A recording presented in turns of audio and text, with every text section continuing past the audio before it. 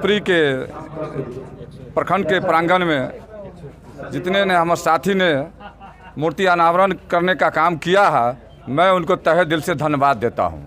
यहाँ पर उपस्थित है हम लोगों के छोटे भाई बाजपट्टी के मुकेश यादव जी को भी पुपरी के प्रांगण में इस कार्यक्रम में उपस्थित होने के लिए धन्यवाद देता हूं।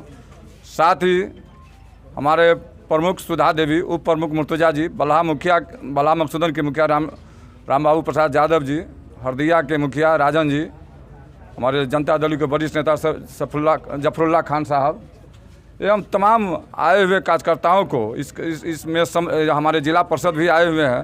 सभी लोगों को धन्यवाद देता हूं जो बाबा भीमराव साहब का जो मूर्ति का अनावरण हुआ है और उनके संविधान को मानते हैं, इनके लिए धन्यवाद देता हूं।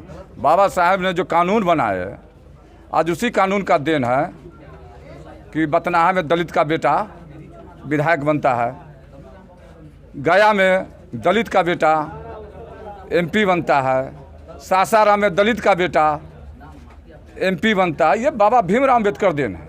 यदि बाबा भीमराव अम्बेडकर का देन है जो आज हम लोगों को आरक्षण देने का भी काम किया। जब पंचायती राज व्यवस्था में भी देखिएगा तो ये बाबा भीमराव अम्बेडकर साहब लिख कर गए हैं। बाबा भीमराव अम्बेडकर साहब ने जो वंचित समाज है, जो अति पिछड़ा के समाज है, जो दलित के समाज है, उनको सबसे पहले कहा कि शिक्षा ग्रहण करिए, शिक्षित होइए, संगठित होइए और तब संघर्ष करिए अपने अधिकार के लिए। ये बाबा भीमराव अम्बेडकर ने मूल मंत्र जो वंचित समाज को देने का काम किए।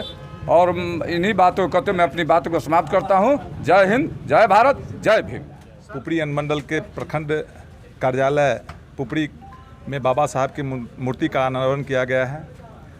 इस कार्यक्रम में उपस्थित हमारे बड़े भाई और यहाँ के स्थानीय लोकप्रिय विधायक दिलीप राय जी, उपस्थित सभी जनप्रतिनिधि एवं सम्मानित अभिभावकगण, प्रमुख जी, उप प्रमुख जी, आज बाबा साहब के याद करने के दिन है। उसी संदर्भ में आज बाबा साहब के मूर्ति का अनावरण किया गया है। बाबा साहब, अभी पत्रकार जी बोल रहे थे, बाबा साहब के पद चिन्हों पर और संविधान के आधार पर पूरे देश में काम करने की मनोवृत्ति और उसी ढंग से काम होगा बाबा साहब के संविधान से। लेकिन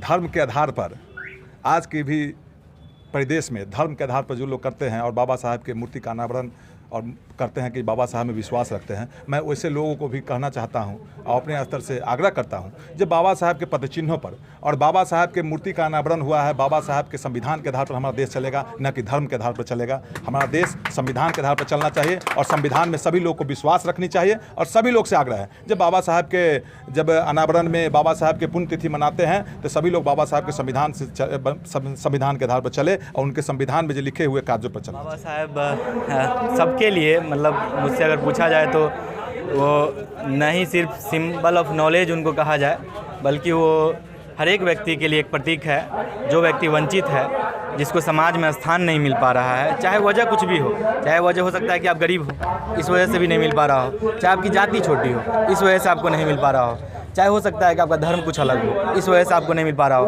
तब आपके लिए बाबा साहब इम्पोर्टेंट हो जाते हैं, तब आपके लिए संविधान इम्पोर्टेंट हो जाता है। वैसे लोगों के लिए वो बहुत ही एक खास व्यक्ति है। व्यक्ति न कहे उन्हें एक व्यक्तित्व कह सकते हैं आप, एक बहुत बड़े व्यक्तित्व हैं। बाबा साहब के संविधान के जरिए वहाँ तक तो पहुँच जाते हैं। हाँ। उसके बाद वो अपने आप को भूल जाते हैं।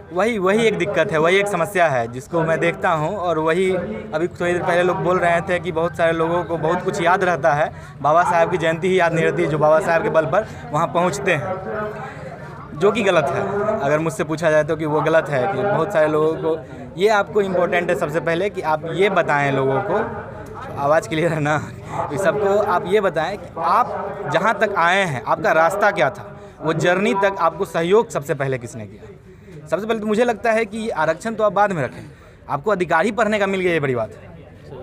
और वो जो अधिकार मिला है वो बाबा साहब की वजह से मिला है।